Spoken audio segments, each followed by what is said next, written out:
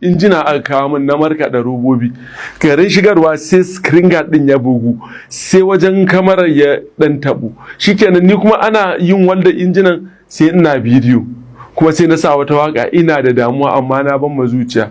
So wannan waka da na sa mutane abin da ba su tambayi kansu ba, ni na ce ma wani damuwar kuɗi, damuwa daman kuɗi ne kawai.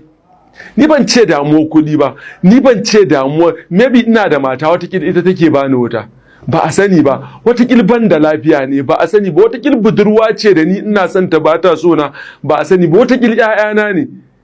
Kuɗi kuma da ka gan shi shine kaskantaccen abu na baya a wajena. Ni ban ɗauki kuɗi wani abu, ni rufin asirin Allah nake nema, saboda masu kuɗin da yawa suna nan, wani zaka samu bai da lafiya ne.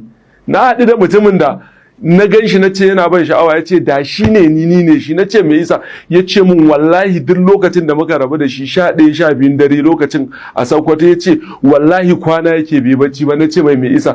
Ya ce saboda spinal cord din shi ya bugu, ya ce wallahi ya je ƙasa ta kai 5 bai samu lafiya ba. To me yasa mutane suke ɗaukan kuɗi wani abu? Ni ɗan talaka ne, ni talaka ne, ko ba haka bane, amma mai rufin asiri, haka mahaifina mai rufin asiri. Saboda haka idan ina neman taimako ba sai na zo wajen 'yan TikTok ba. Mu 40 babanmu ya yi ba, a mu 40 ɗin nan ko 2,000 suka haɗa min nawa zan samu? Ko ba haka bane? To suna da 'ya'ya da jikoki a mutane 40 ɗin nan, a ce duk familin mu za su haɗa min 2,000, ai zan fita a cikin damuwa. So ni ba na cikin wata matsala, alhamdulillah.